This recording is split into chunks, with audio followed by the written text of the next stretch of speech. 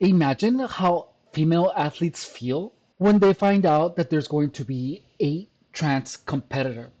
It's common knowledge that men, biological men, have more strength, have more speed, have better reaction times than biological females. I personally feel that it's unfair to the sportsmanship, to the female athletes, to have them compete against a trans woman. In this video, we're going to explore a headline and then we're going to look at the scientific rationale and we're going to scientifically figure out whether or not it is fair from a perspective of sportsmanship. Look, I already have a belief, but if there is no evidence that that is not the case, then I will change my mind. But there has to be empirical evidence. By the way, don't forget to subscribe. If you do not know who I am, hello, I am your host, Efren Rodriguez Guerrero, and I deliver everyday news, current events, health, fitness tips, and information about gang stalking. If you do not know what gang stalking is a relative of narcissism. And it's when you encounter a lot of haters that conglomerate to bring someone down. It's crazy, I know, but I explained the whole thing in the channel, so don't forget to subscribe if that interests you. Now, let's watch this first, and then we're going to look at another video for the scientific rationale behind it. The Trump administration is threatening California with fines and legal action after a transgender athlete competed in girls' track and field events at a state competition.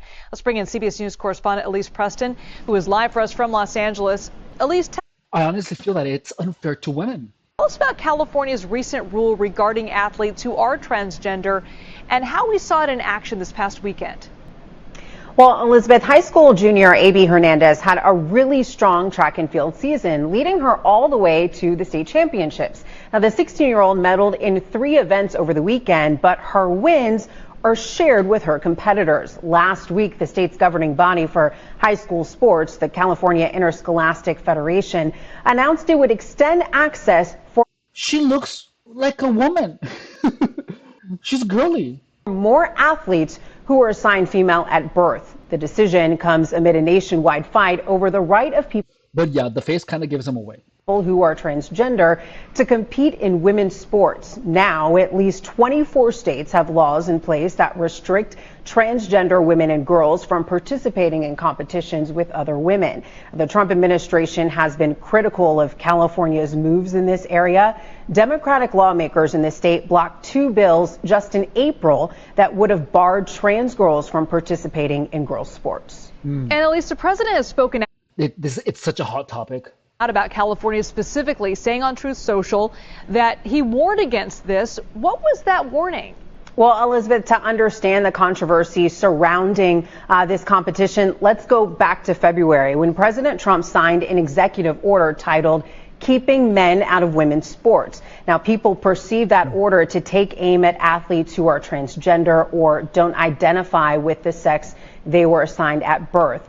California continuing to allow girls who are transgender to participate in these competitions doesn't align with that executive order. Now, the president has threatened to pull federal funding in the state, to paraphrase him here, if transgender students are not barred from participating in girls' sports.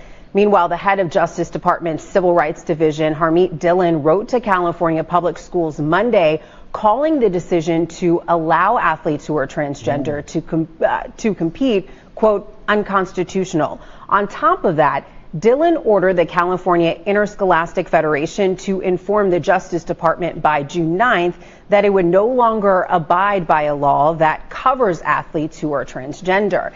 California Attorney General Rob Bonta, his office is looking into the letter and tells CBS News it is closely monitoring the Trump administration's actions in this space. Elizabeth? Elise Preston, thank you so much, Elise. This is such an important decision because honestly, it will discourage female athletes to engage in sports. There is an actual fear of having men compete in women's sports. It's a beyond reason. It's obvious trans athlete females should not compete in women's sport. They should compete in men's sports. Okay, so now we are going to see the science behind the transgender athlete debate. So this is a video by CBS News. Hubbard will make history next month as the first openly transgender athlete to compete in the Olympic Games. Hubbard will compete in women's. This video is from 2021, but let's see the science behind it. And I love powerlifting. Oh my God. Weightlifting in Tokyo, representing New Zealand. She will also be the oldest weightlifter at 43 years old. But some critics argue. What? 43? That it may not be fair to have an athlete who was assigned male at birth competing against women. I totally agree. agree. A recent CBS like, News. It's powerlifting. And look, a lot of the Olympic lifting women are already butch. You know what I mean? Like, I guess you could like pass her for like being like a butch woman. But I don't know. Poll found 60% of Americans believe transgender student athletes should play on a team that matches their sex at birth. For more on this, let's bring in Carol Ewing Garber. She's a professor of movement sciences at Columbia University. She is also the director of the graduate program in applied physiology. Carol, welcome. Thanks very much for being with us. The New Zealand Olympic Committee expressed their support for Laurel Hubbard participating in the Tokyo Olympics. But some argue that because she was assigned male at birth, Hubbard has a distinct advantage over other athletes. What does the science show?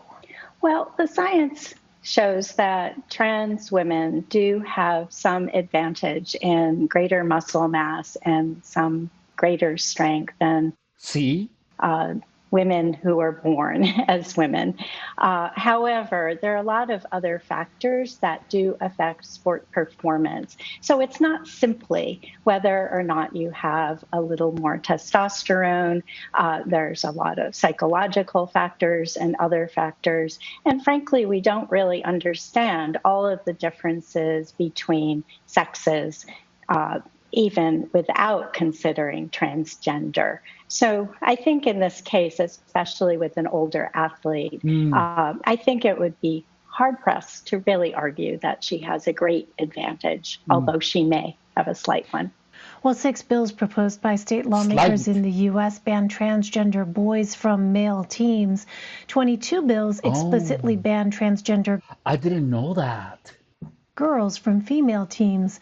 Why is there such a focus on female sports?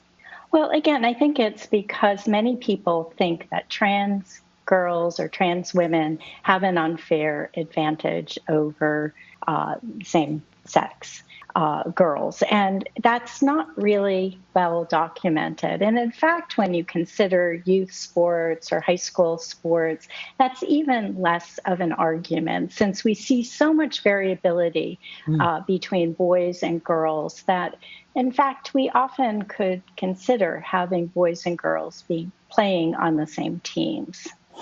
Well, so let's dig a little deeper. Remind us, what exactly does the science show about younger transgender athletes?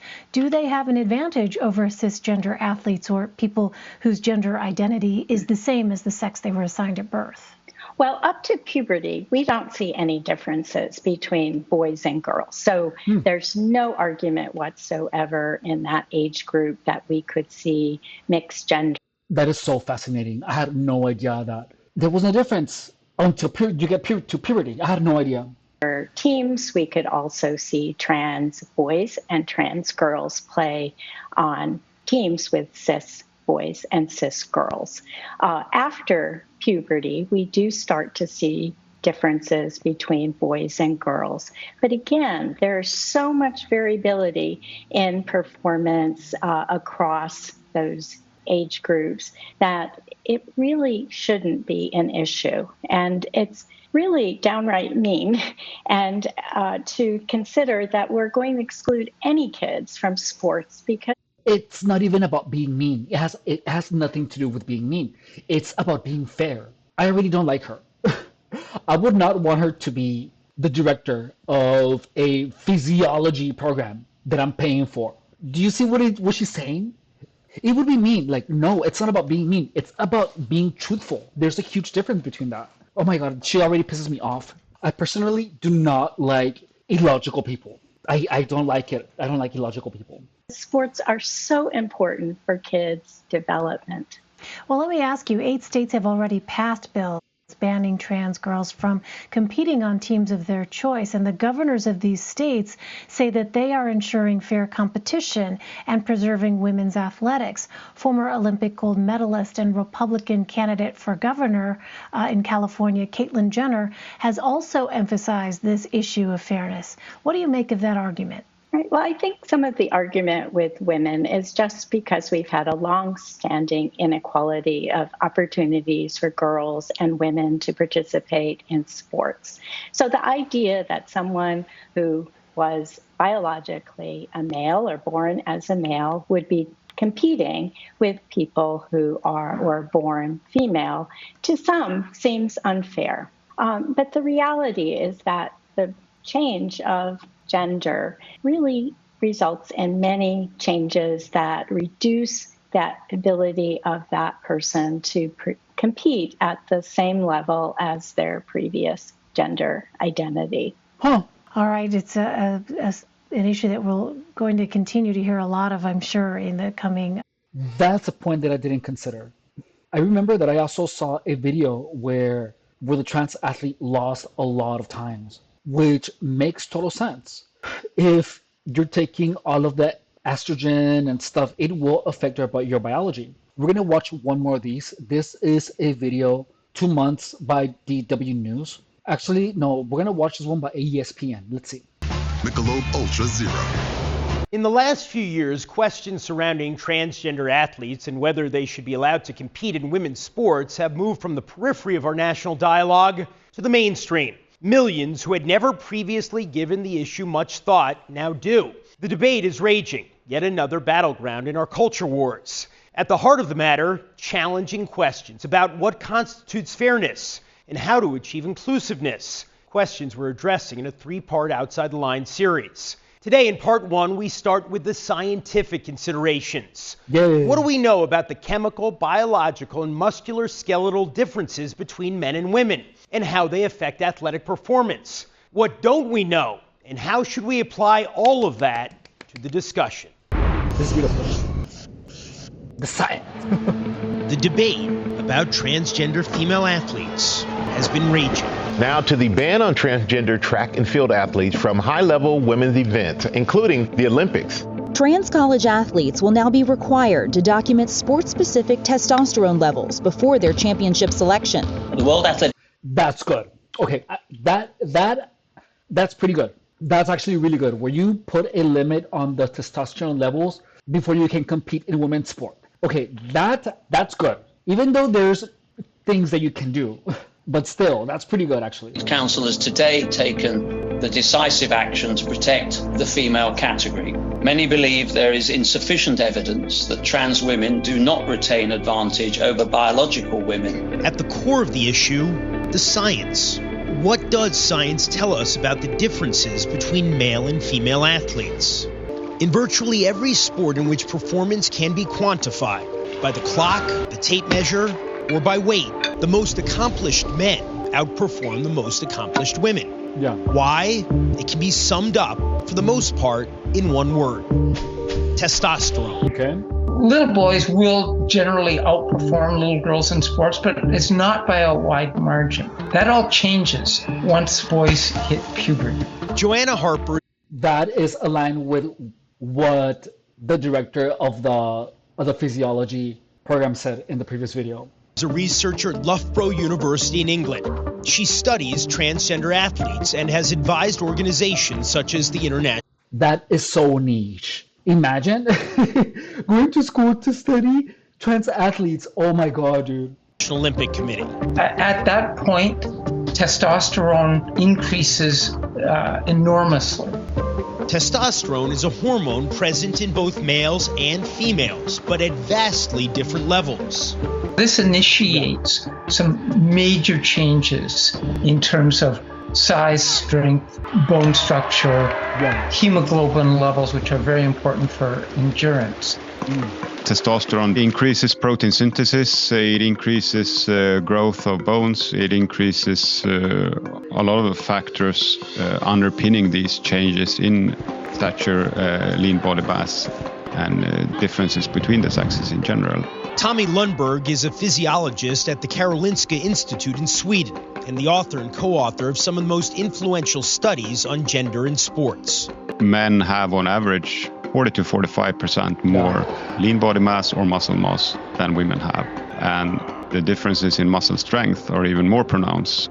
Yeah. Even at the lowest end of the range in males, cisgender men, that is, those whose gender identity matches their sex at birth, still produce more than 4 times as much testosterone as cisgender women at the highest end of the female range. Yeah. So really testosterone drives these sex differences and is then a really good marker for whether you have undergone and benefited from the male puberty versus if you have not. One of the key issues concerning transgender women athletes centers on those physical benefits that accrue as a result of undergoing male puberty, also known as testosterone-driven puberty. To compete in women's sports, transgender women are typically mandated to undergo hormone replacement therapy to reduce testosterone for at least 1 to 2 years.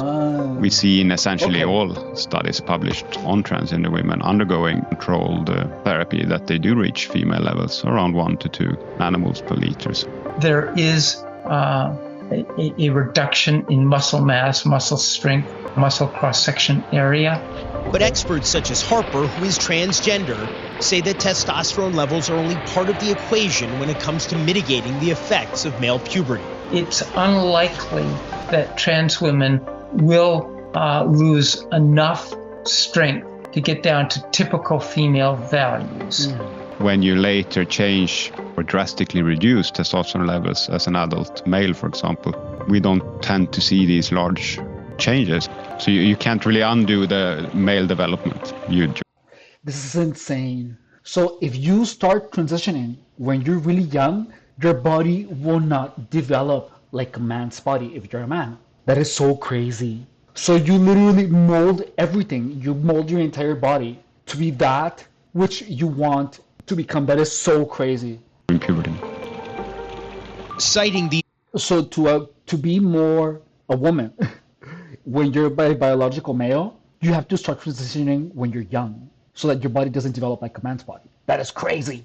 Residual advantages, organizations such as the International Cycling Federation have outright banned transgender women who have undergone male puberty. But researchers caution that blanket policies may not account for all the biological factors involved. It is undoubtedly true that trans women will maintain advantages in some sports. Probably not so much in endurance sports, but in size and strength sports. Yeah. Trans women will also have some physiological disadvantages. Our larger frames are now being powered by reduced muscle mass and reduced aerobic capacity, and that can lead to disadvantages in terms like quickness, recovery, endurance. Like, I like her. I like her because she's just saying the truth. You know, wow. I love her. Who is she? She's talking like she was the sage of sports science. It's so amazing. This makes me so happy. Things that maybe aren't quite as obvious as being bigger and stronger. Which points to the complexity of the issue. And as far as the science goes, there is still much that is unknown. We're talking still about a limited population. It's difficult to do research with adequate number of subjects. It's going to take 20 years, 30 years before we have enough sports-specific data to make definitive decisions. Whoa. And of course, if they're banned, if all trans athletes are banned, where will we get the data? Yeah. Huh. And notice that she doesn't care about being mean. She's just saying the truth. You know what I mean? Like, that is what science should be. She is a true scientist. It would be mean. Most of the scientific data on transgender athletes has been collected from individuals who transition post-puberty, largely because... And she's right. I guess we do have to allow trans athletes to participate in sports in order for us to get that data. Wow. There are so few athletes who transition before puberty, the scientific literature on them is very limited. For more on this topic, go to ESPN.com. So it's something that has to happen. It's something that has to happen for us to be able to make a decision. So for right now, we have to allow them to participate until we have enough data. Wow. I'm so mind blown right now. Whoa, that makes total sense. What do you think? I mean, so I told you, if there is an argument that is valid, I will change my mind. And look, with the current data that we have, I don't agree that we should, but in order for us to get that data, we have to allow the trans athletes to participate. It's something that has to be done for us to make a decision based on science. We have to get the data. This is so fascinating. I'm like mind blown.